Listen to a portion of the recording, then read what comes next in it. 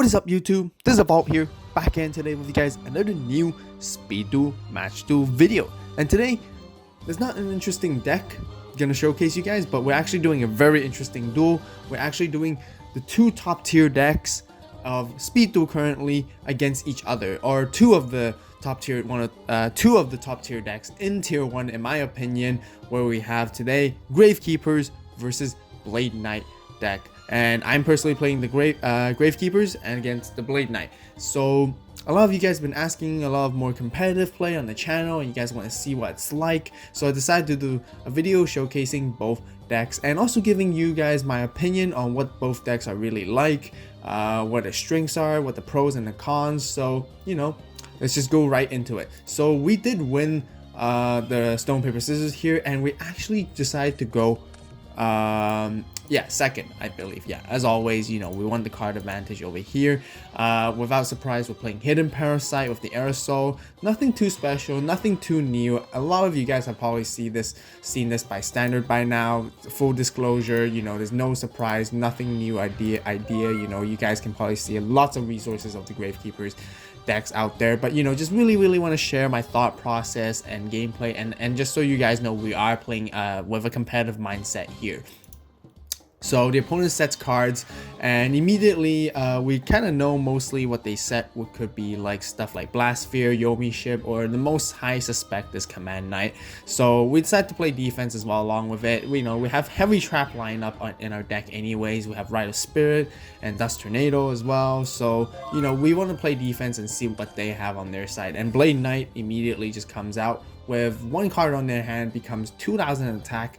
A really powerful monster, easy to meet the conditions, just one of the strongest monsters currently in the game, honestly, in my opinion. 2000 beater, just normal summon, is just absolutely insane. And they just swing right into our recruiter, which we probably do want because we want to search into our oracles. And one note for you guys, we never ever want to draw into an oracle. So we did open with one oracle on our hand, and it's actually a disadvantage because we want to use recruiter's effect off to search from our deck, so we could have actually got a different card instead in our hand, rather than drawing into the oracle. That's my point is. So drawing into this card is actually really bad and puts you in a disadvantage. So, but that's okay. We got our board ready, and we're clearly going to go into our turn now, and we're just gonna go Rite of Spirit our recruiter back into defense, tribute that to summon our oracle. And right here we choose to use the lose 2000 attack and defense of all opponent's monsters, and basically to put down the Blade Knight into 0. So we weren't sure what the set card was. You know, it could have been anything. It could have been a surprise man-eater bug, but we highly normally do suspect that as a Command Knight. We had the option to choose to destroy the Command Knight by destroying all sat monsters, and it basically prevents them from the command lock. But however, by doing so, our Oracle and the Blade Knight will be same attack, and knowing that we don't have a kunai of chain or any backup plan right here, we actually don't want to do that, because with their 2 back row, it's actually kind of scary. They could have had a kunai with chain or something, and they could have used it to basically beat down Oracle. Oracle has 1500 defense. It's actually relatively low. It's so easy to beat down. Even Command Knight itself can just beat it. So we decided to use the lose 2000 right here. So I am being a bit slow for this video, but I do want to explain clearly and thoroughly my thought process into making my decisions. As I emphasized, this was a competitive duel between me and my opponent, and we are taking it to the first as we can. So the reason we decided to lose 2000 once again is just in case if it was a kunai with chain, it makes it not worth it for the opponent to use kunai with chain to equip it onto Blade Knight just to put our oracle into defense. So in order to gain our advantage from there, so we're forcing them to make a decision choice right there. That's the reason why we did. So we did swing in. They were thinking about it. Oh, and surprise, they played RFI on us, putting us into defense right there in the end. Oh, but they actually, my bad, we didn't, we actually had miscommunicated here. He actually wanted to put his Blade Knight into defense so he doesn't take any damage, which is actually really smart.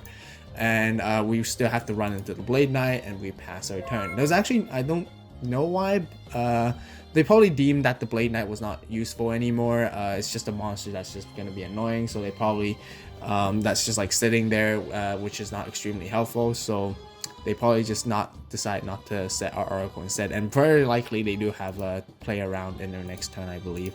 So we passed that, and then now they summon their Command Knight. They flipped up their second Command Knight. They performed the lock full on right here already, and both Command Knights with 2000 attack. They're just swinging in, and of course, no surprise, they probably have a kunai with chain.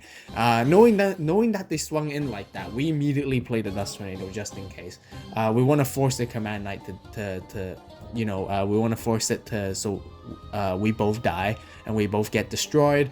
But that's okay, so we prevent that Command Knight block over there, and highly suspect it turns out to be a kunai with chain, so we don't lose the board advantage right here. We minimized it, so that's not too bad.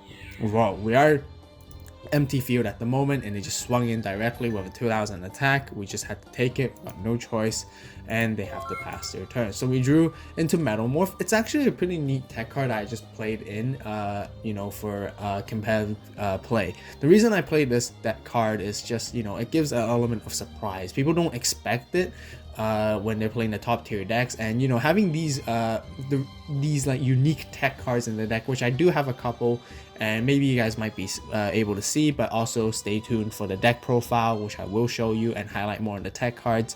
But it really comes down to the tech cards when you're playing high tier decks like this. That's what I'm trying to say. These tech cards one-offs can basically change your whole game state and whole different composition into defeating your opponent with the element of surprise, and they can't predict that whatsoever, because when you're high tier Gravekeepers and Blade Knight, a lot of standard cards you can just predict easily, so you can read your opponent's plays without like second guessing. So that's why. Sorry I ran too long again, but just really wanted to explain to you guys. So we played the Ambusher right here and see what they would respond. They probably suspect there's a kunai and chain, but we just ran straight in because we have 17 and they only have 16 with the Command Knight. So deal 100 damage, nothing to worry about. And with our set Metal Morph, we are pretty much on a good spot. So they only set one card and they end their turn. Here we also have drew into our card advance. Another card I would like to explain down the road when we do get to utilize it and really showcase you guys how good this card is as well. It's also another tech card I play one of right here. So we just summon a Recruiter and face up attack, because why not, and just go ham, do some damage and put some pressure, and take advantage over that and extend into them. And we do a lot of damage right here, and things are looking good on our side.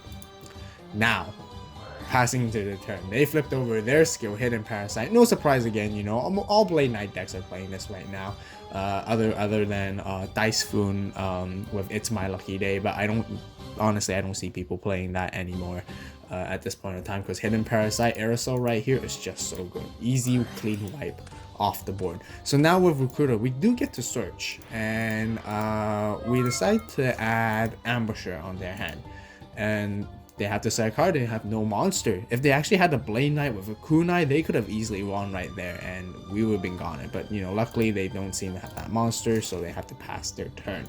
Right here we summon our Ambusher, and then we just go swing straight in and see what they do. We want to save the card advance the Oracle for a future down play, just in case if we do lose the Ambusher, and they just have to force them to use the kunai and nothing else they could do. They Dust Tornado here, surprisingly, and revealed that our Metal Morph, so now our back row is empty.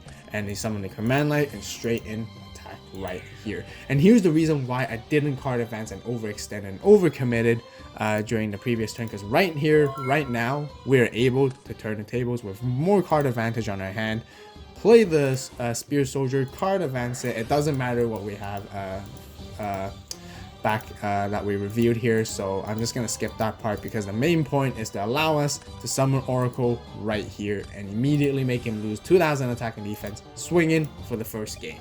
That's why I really like card advance, and sometimes it is not very useful, but actually in situations like this, many of the times it's actually worked out for me, in my opinion. So this is just my personal experience with my personal opinion. Just take it as reference and as a basic resource for you guys. So just so you guys know that here I have proved to you guys that card events really worked out. So now moving into our side deck. If you guys want to see the full complete side deck, be sure to comment, subscribe, And to stay tuned for the deck profile coming up very soon in a few days. As always, every match duel video will have a deck profile following up with that.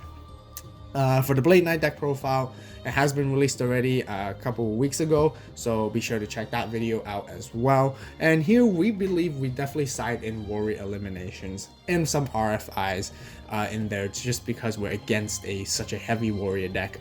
We didn't go we didn't let them loose at all. We just go ham straight in, sided 2 extra Warrior Eliminations, probably a wave. I can't remember what we sided out per se, but we'll find out very soon. But we kept the Aerosols inside as well, so we actually have 4 wiping cards out there, 2 Aerosols and 2 Warrior Eliminations right there. We want to go ham and basically wiping them clean with, you know, nothing to hold back. So right here we are going first because they definitely want us to go second. Yes, like I mentioned, we have RFI right here. It's just really good as well to basically put their monsters back in the face down, especially when they're equipped with Kunai with Chain afterwards, to give that element of surprise as well. Maybe sometimes I don't think it's as great, but you know, RFI can come in handy in many situations. So immediately we just set a recruiter, the RFI, and end our turn right here. And they set as well, and we'll see what we got next. So we drew into a Riot Spirit. We're thinking about whether we should just extend and just pop the face down monster and just go straight in with Oracle. And we did. Since we had the advantage, we had nothing to worry about. If they overcome us, we have Warrior Elimination the next turn to overturn the tables back against them. And then we can search. They Dust Tornado right here to pop a face down card, and which is Riot of Spirit. Unfortunate, but we still get to search here, and we grab an Ambusher, so it's got a high attack. So just in case if they do get rid of the Oracle somehow during their next turn, we can still Warrior Elim them and then play a Gravekeeper's Ambusher and swing straight in.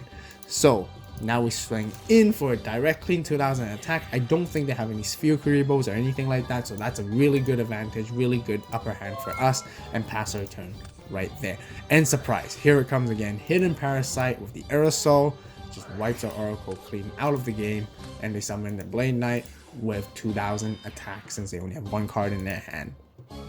They swing straight in right here, and we decide to take it. Because we always suspect this face down card might be a Kunai with Chain, so that, you know, if we put it in face down, the opponent can't Kunai with Chain equip, and that means it forces them to use it to change our monster into defense only, and then Kunai will have to go to the graveyard. That's basically why we let them do this. And if we do RFI them, yeah, and I believe that's what we probably did in the next turn. So we drew into the Ambusher where we had to take the life coins back up by 1000 because we accidentally took 2000, because with Hidden Parasite's effect we only take half damage, so that was my bad. So we decided to go straight for the Warrior Limb and see what we can do right here. We want to force him to use the Kunai if he has to, and go straight in for the attack. And yes, they did. They Kunai because we don't want them equipping to the Blade Knight, but we went for the much safer play right here. And since we got another Ambusher, we got nothing to worry about, and we also have the RFI to put that monster down if we need to. So now they swing in with Command Knight, and we let them. You know, we don't take any damage. There's no point using the RFI since it was Command Knight. It's got 1900 defense. None of our ambushers can run over that, so we'll keep it in attack position and see what we can do here. Now with our option, we drew into Recruiter. We probably want to play more defensively just so we can grab our Oracle once again and then draw into other cards to see that how we can stall. We got 3000 life points, so we got some time to buy right there. So they Dust Tornado our RFI, which is totally fine. Now they drew another card, set it, and they probably want to swing in anyway, so we let them. So we go search for our other Oracle. So now they have to pass their turn, and we draw and see what we get. We got Kunai with Chain right here, so we're in good shape. We set the Kunai with Chain, and then we decide, should we swing in here? Once again, we're always high suspect with Windstorms, Kunai with Chains, Security Orb, whatever that card is. We've got to be very careful. So we probably don't want to swing in for here and pass for turn and let them go and see what they got to do. Summon their Blade Knight right here, and they start swinging in. Right here, we're deciding, should we use the damage step part of Kunai?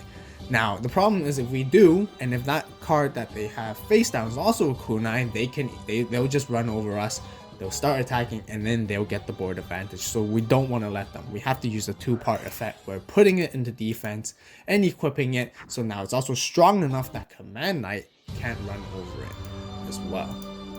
They accidentally put the card in the graveyard. I don't know why. You know, sometimes it's just hard to click on the buttons on Dueling Book and you play some misplays. And right here, it was an RFI.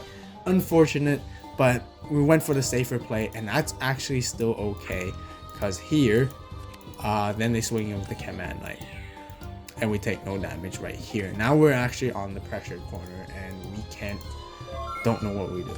So we set the Metamorph, and we have to pass turn, hope for the best. They might think it's a Windstorm and, you know, play around it. They got another Command Knight, and they are playing carefully around the Windstorm just in case, and they swing in here for the 2,000. We take that, and 2,800 attack rate. Nice, just absolutely insane with two Command Knights right here.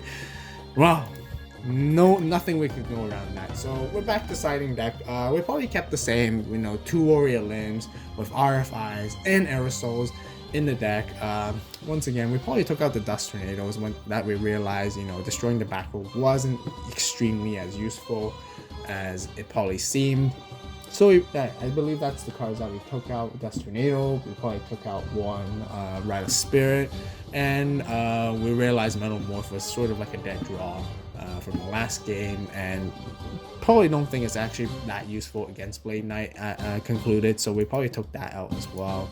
And we move on to game 3. So far it's actually really exciting, this video. So first of all, before we go into game 3, you know, once again, just apologize to you guys for a longer video, but I really hope you guys appreciate the content in this video, because there's a lot of juicy, valuable, competitive info in here. That's why I just really, once again, let you guys know, once again, sorry for repeating, but really want to give you that juicy idea and info of every breakdown of the thought process of how you can play competitively overall. And I really hope this video teaches you guys this. So this time we get to choose, and we actually want to go first. Here's the reason why this time. We want to set our recruiters, we want to set our traps, so we're actually ahead of them this time in the game. And luckily enough, we did get in the recruiter and our traps so that we can form a good counterplay right here. That's the reason why I wanted to go first. And I'm realizing going second is always not entirely the best, because especially when you're playing Gravekeeper, you actually want to wait for your opponents to set up their board and then actually counter them with Oracle. That's why we wanted to go first. We'll lose that card advantage, but that's okay. So they summon Blade Knight, and they probably want to swing in straight away, which we're totally fine with. But actually we decide to RFI right here. So now here's why usually the case is you would just let them attacking the recruiter so you can search the Oracle. But this time we actually want to put that card down. And then now that we can use the Oracle next turn, and basically pop him as a face down and swing in for a massive 2,000 attack, or even if he had a kunai, force him to use the kunai so that they can't use the damage step or, you know, get the advantage. I realized kunai was extremely powerful card in these kind of matchups right here, especially over the top tier decks, and that's why we decided to go with this move instead. We could have went for let them attack into the recruiter, and then Rite of Spirit the recruiter, and then do the Oracle, and then make them lose 2,000. But once again, just in case they want to, you know, do an equip with the kunai, we just don't want them to basically at all. So we do it with the recruiter, search for most likely another Oracle, of course, because we don't want to draw into this card. We want other cards that we can draw into, and the Dust Tornado, a card right here, unfortunately. Now, that's the other thought that I had, and I planned ahead, is because of Dust Tornado. I realized the opponent played a lot of Dust Tornadoes, and I actually want to keep the cards that are highly chainable right here, and I can immediately just flip the Rite of Spirit, bring back our recruiter right here, which basically made them lost even more cards, which is really good. This is the reason why I played it strategically in that way, and in that approach, just so you guys know. I'm not just doing whatever I'm thinking. I'm not autopiloting. I'm actually thinking very carefully every single step. So now here we got the advantage. We're gonna start swinging in for the massive damages. Didn't use their face down, but I still think it was a kunai, but they just want to kept it. They're holding it tight. to see if they can still use the kunai. And they know they've soon realized that we're actually forcing them to use the kunai onto their disadvantage. So now they're being smart about it. They're actually trying not to use it actually. So that's actually the mind games we're playing between. But I'm not going to hover on the card to show if it's a kunai or not. We'll find out later. And right here, they aerosol us with Hidden Parasite and just wipe their board clean once again. And then we can search. We go for an ambusher this time and see if they bring out a monster. And then once again, bring out Blade Knight with 2,000 attack and swing in. Half our life points gone. But also, thanks to the effect of Hidden Parasite, we only take half. So that's really good. I think it's a balanced skill, honestly. Initially, I thought like taking half damage was not good at all, but I realized it was then too OP. So I think Hidden Parasite is a fair balanced skill right now currently. We drew into Rite of Spirit, of course, set that card. We set an Ambusher because we want him to attack into it with Blade Knight and play defensively, so to see what our opponent has for us right here. And they top deck another Blade Knight. Both of them 2,000 attack. They swing in right here into an Ambusher and they swing in once again. We're just thinking, we'll take that. We'll take that so that we can Rite of Spirit, a monster, and then we can tribute it for an Oracle. We're not going to be too hasty to use our Rite of Spirit. We could have used our Rite of Spirit here to summon our Oracle back from the graveyard with 2,000 attack as well. But once again, we are scared that set card right there can be anything. It could be an RFI, it could be a kunai, and if it was, when he puts our Oracle into defense, what would do? And then they'll attack the Oracle, and then we'll basically lose another advantage. So right here, we drew into a card, into Ambusher, and of course we Rite of Spirit right here to summon an Oracle. So right now we're actually thinking, we definitely want to tribute summon an Oracle, but a lot of us always want to use the either destroy set card effect or make them to lose 2,000 attack effect. Right here we're doing some math. Actually, should we actually use the first effect instead to gain 100 attack? And Oracle itself is extremely high level, which is like 1, 2, 3, 4, 5, 6, 7, 8, 9, 10, level 10. So our Oracle that we tribute for then will be 3,000 attack and no kunai damage that will be able to stop at all. But we always remember that Oracle only has 1,500 defense. I really want to use the first effect overall. I thought it would be really handy in this situation, but I realized if they RFI, if they kunai, then we're doomed because it doesn't increase the defense. So if it does increase the defense, then we might have an upper hand. But we'll just go for the straightforward normal play, tribute the Oracle, and just use a lose 2,000 effect right there. So both their Blade Knights are on 0, and we swing in and see what they have right here. And they of course did RFI. So really, really good move on us that we didn't use the first effect. And here's the reason why. Now, with 2 Blade Knights with 0 attack on their field, what can they do? I mean, they can still summon a monster like Command Knight or another Blade Knight their next turn and swing into our Oracle. But they decide to set a monster. It could have been a Yomi ship or something. I don't know. Maybe Man-Eater Bug, Blast Sphere, whatever it is. We're not worried. They end their turn with no setting back rules whatsoever. Right here, we drew into Aerosol. Even better, we have choices. We can decide what we really want to do. But simple, we're just going to use the good old-fashioned Gravekeeper Spear Soldier, summon it into attack, swing in to the Blade Knight that has 0 defense because of Oracle's effect, making it 0 defense, and win for the game from there. What a game. What a game. I want to check out their face down card, and it turns out to be a Zombina. And we're not worried because Gravekeeper Spear Soldier is actually really handy in so many situations. I honestly, like when it attacks into monsters like that, can't believe it, we game 1 with the Spear Soldier. Yeah, so this basically rounds off the match duel right here. I hope you guys enjoy. Once again, I apologize, this might be a longer video than usual with me talking, but we did get into game 3 with 2 tier 1 decks or top tier decks in my opinion currently in the meta against each other. So I really hope that you guys would enjoy this video and appreciate it.